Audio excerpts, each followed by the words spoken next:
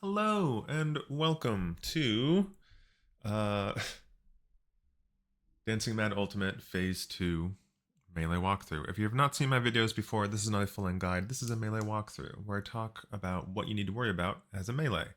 As far as this mechanic goes, Phase 2 is basically one mechanic. Like, there's a couple other mechanics at the end, but most of the entire phase, and the only hard part you're going to have is doing Forsaken. Forsaken is a very difficult mechanic. There's a lot of things to multitask while still having to do good DPS. I'm going to try and simplify it as best that I can in this video. But there's just a lot of things that you're just going to have to memorize.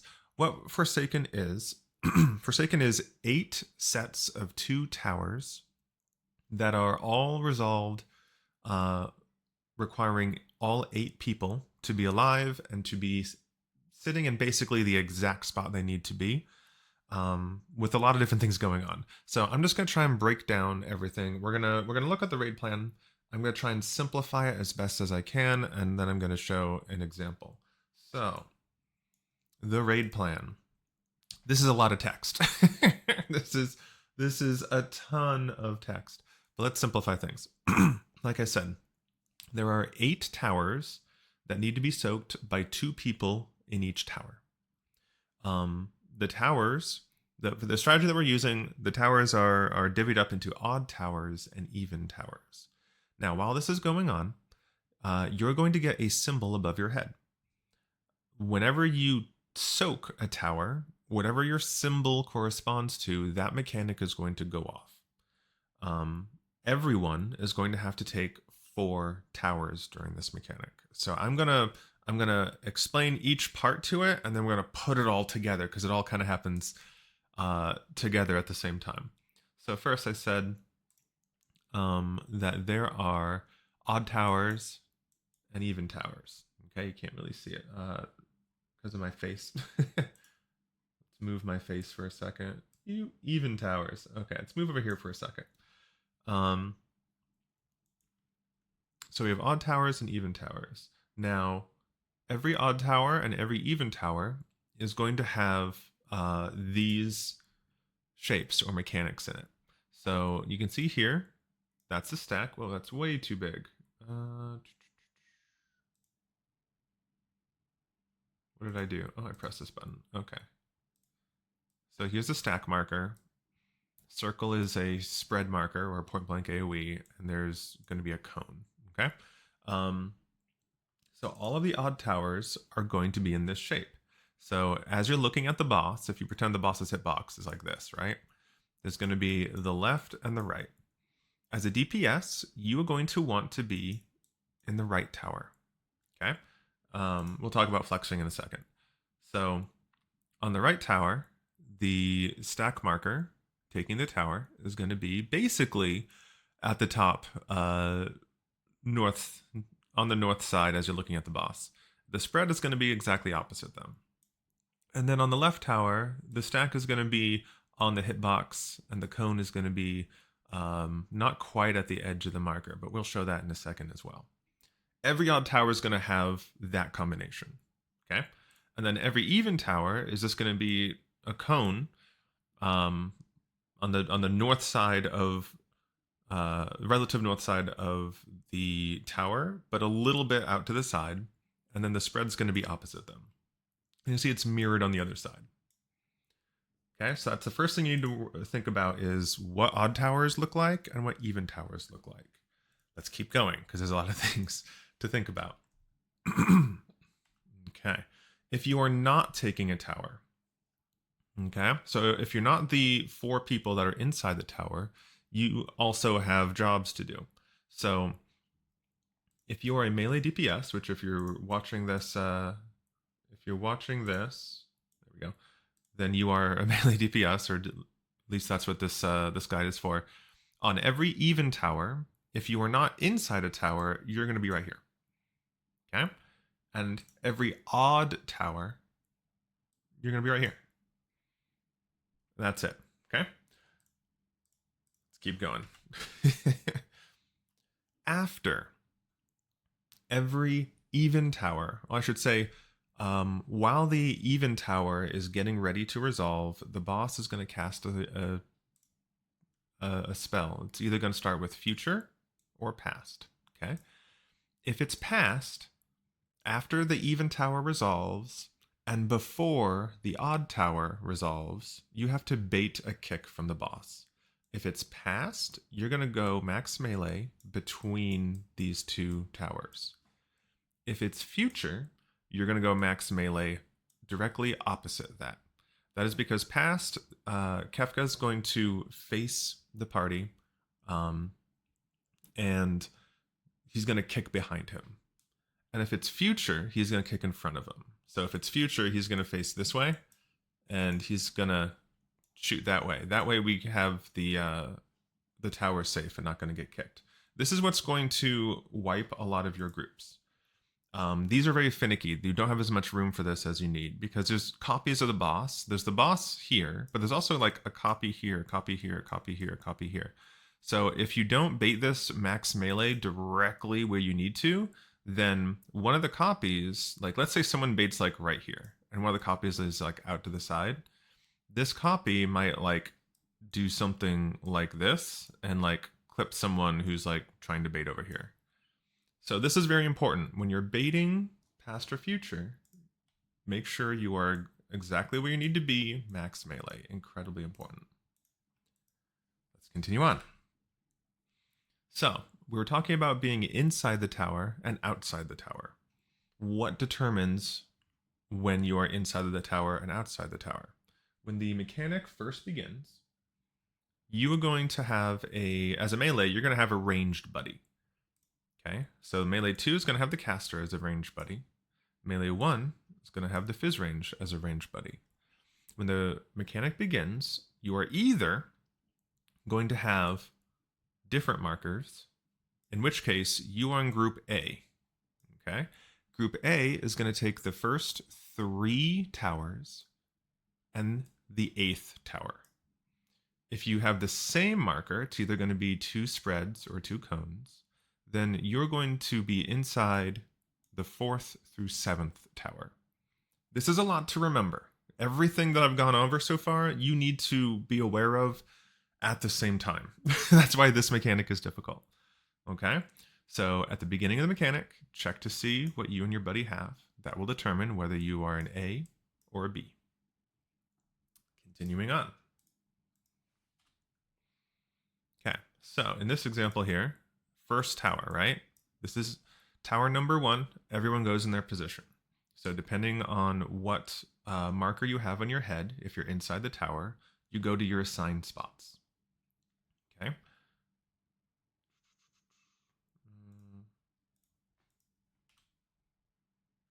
Continuing on. And here's an example of where exactly you need to stand. Okay, this is the left tower.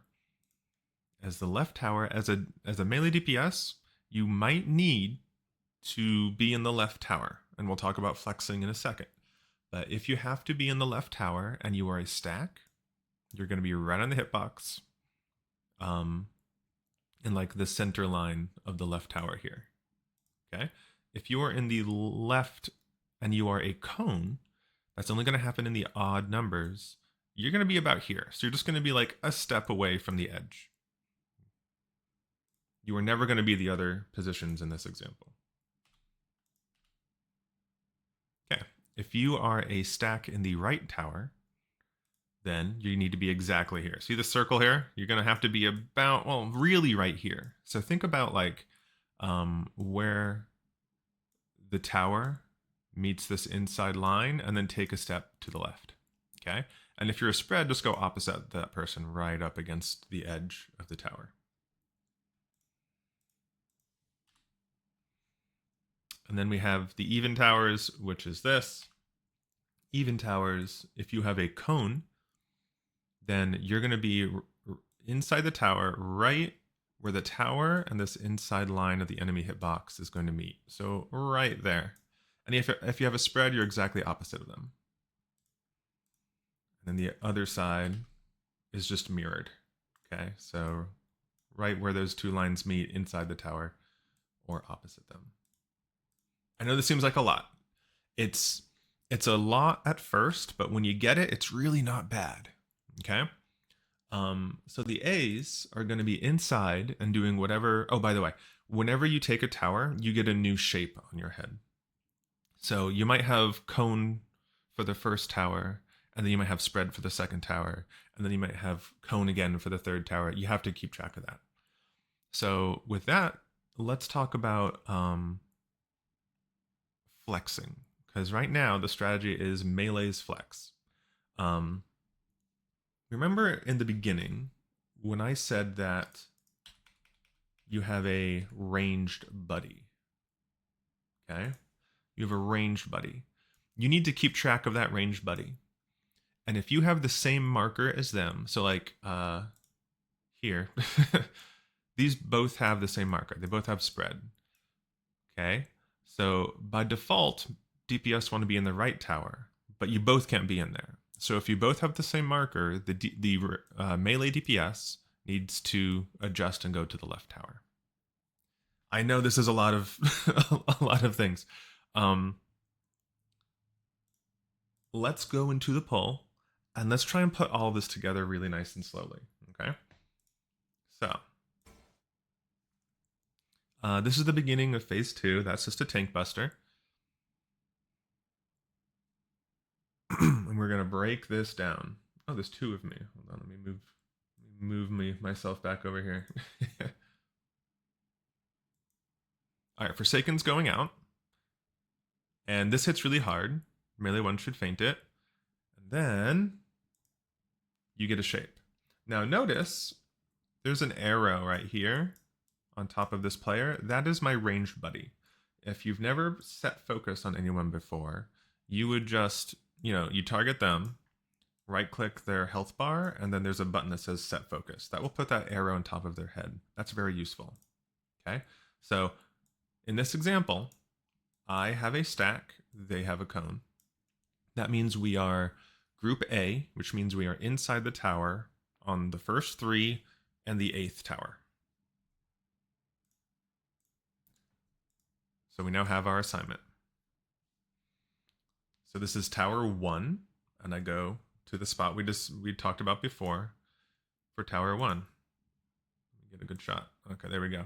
So as you can see, there's that line where they intercept here, and I'm a little bit to the left there on the edge. That's where you need to stand for stack. On the right side. Tower goes off. I get a new shape. Okay, so now I have a spread, and I'm looking over here at my buddy. My buddy has a cone. That is not the same marker, so I don't have to flex. That means I'm going to the right one. We're now doing an even tower. Okay, while this is happening, look at the cast. It says passed. That means after this tower, we need to bait between the lines. But first we have to resolve this. We have a spread. And you can see here, the cone is up here, and I am exactly opposite. So I'm as far away as I could be from the cone. That's where you need to stand. Tower goes off. Check your marker. I have a stack. And where's my buddy? My buddy is right here. They have a cone. So I am not flexing, which means I'm going to go to the right tower. But remember a second ago, it was passed. We have to bait the kicks. So because it's passed, we go max melee. And then once this cast begins, we can then move into our spots. Okay, so I was stack. And this is the 3rd tower, so it's odd. So I go to the stack position. Okay, check my position. You can see it. It's a cone. So I have a cone now, and I need to look over here. My buddy is actually behind my user interface, but it's fine because I see the other stack. There's only 2. So I know the other stack is not my buddy, so I will not flex. However, that we already did 3. We are now on 4. So now we are not going into the towers. So since it's an even and I'm not going in, I'm going to go over here and notice it's passed. So after this one, we have to bait passed again. Okay, so if I'm not in the tower, for every even tower, I'm going to go about here. Okay, imagine the hitbox is there. I'm right on the edge of the hitbox about here. All the even towers, I'm not inside, I'm here. All of the odd towers, I'm going to be here.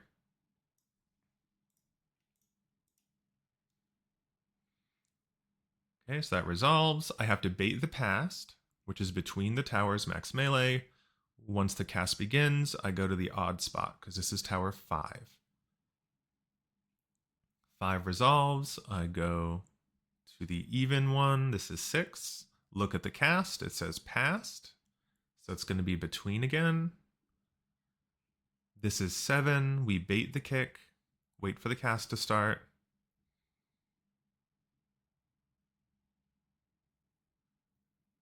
And then this is 8. This is the final one. I was group A, so I take the first 3 towers and the 8th tower. So if you remember what we had, I believe it was cone. So you have to remember which shape you had on your head back when 3 resolved. So I had cone. And for cone, we're going to stand, you see where the line is, if I get another line is right here, and then the inner line is right there. We want to stand right where they meet inside the tower. And also look, this is past. Okay, so past we go here. In this example, there's no future. If we had to bait future, it would be between them over here at max melee. So past resolves. And there you go. And then we bait past. Remember, past hits behind him. So after this, after past resolves, you don't have to move. If it was future, you'd have to go to the other side. You may have noticed, I think we just limit breaked.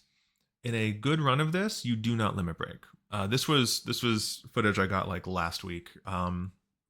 We're just trying to see the phase, but you actually, the current strats require limit break for phase 3. So a clean run of this, you do not limit break. This just happens to be the footage that I have. There's one more mechanic to do, this Trines. Before we do that, let me just talk a bit about Forsaken. Forsaken is hard, like I just explained. You need to keep track of which tower you're on. You need to keep track of what shape you have on your head. You need to, if you're a melee, you need to adjust for your range buddy if you both have the same marker. You need to memorize the exact positions to stand, because if someone is just a little bit off, everybody dies. You need to do all of that while doing a lot of damage. So this is going to be a wall. This is absolutely awful to do in Party Finder. I'm doing all this in Party Finder, so my prog has been incredibly slow. Let's move on. Let's do the last mechanic. Last mechanic is called Trine. Okay, it's right there. Let's move to blue now since everything's gold. Trine. Trine is going to put triangles on the floor. We want to look north and find the first one clockwise. Okay, so A is here, that's north. And the first one clockwise is right there. Okay. We are looking for the first ones that spawn. A second set is going to spawn, and then a third one is going to spawn, and the third one's always in the center. So you're just going to stand center, wait for the first one to explode, and then move into where the first one exploded. Before that happens, there's a left and right. See this Wings of Destruction? This side is glowing. So he's just going to do a half room cleave, stand right there, wait for the trines to explode.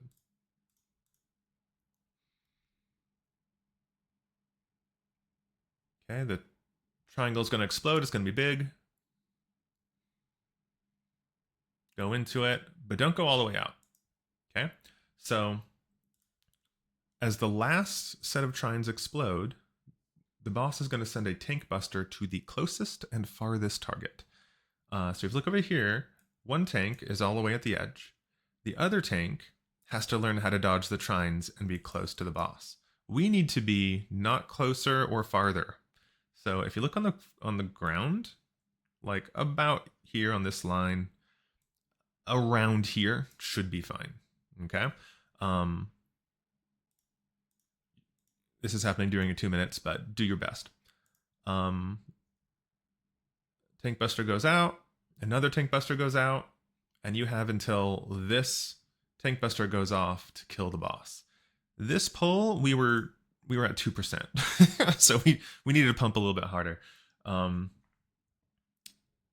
Like I said before, basically this whole phase is just Forsaken. Forsaken is difficult for the reasons that I just described. It's going to take a lot of practice, but there are a lot of resources out there.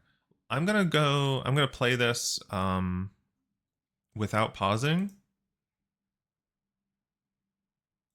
and I'm gonna simulate what I do. I just mumble to myself repeatedly the whole mechanic. So Forsaken goes out, and this is what I do. Okay. So I would say stack 1. And in my head, I know I'm A. I'm in the first 3. Stack 1. Stack 1. Spread 2. And I'm looking to make sure I'm not... I see my partner, so I'm not flexing. Spread 2. Passed. Spread 2. Passed. Bait the past. Stack 3. Stack 3.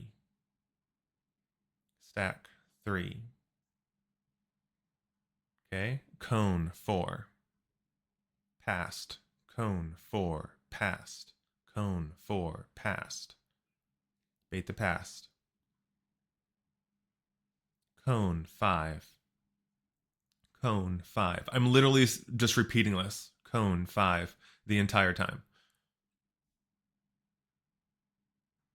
Cone 6. Passed. Cone 6. Passed.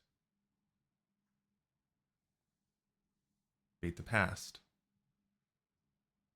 Cone 7. Cone 7. Cone 7. Cone 8. Cone 8 passed. Cone 8 passed. Cone 8 passed. Bait the past. And that's the mechanic. It seems really annoying to just to keep just doing that, but especially while you're learning it. I've become more comfortable with it in the past week, just doing this over and over again in Party Finder.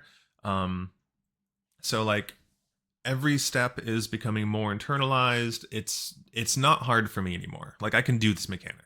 Like 9 times out of 10, I'm going to do it correctly and I'm going to do better damage with it. But all of those rules that we went over in the first 10 minutes of this video, you just internalize them, and you repeat it, and it's a really hard mechanic, but it's not bad.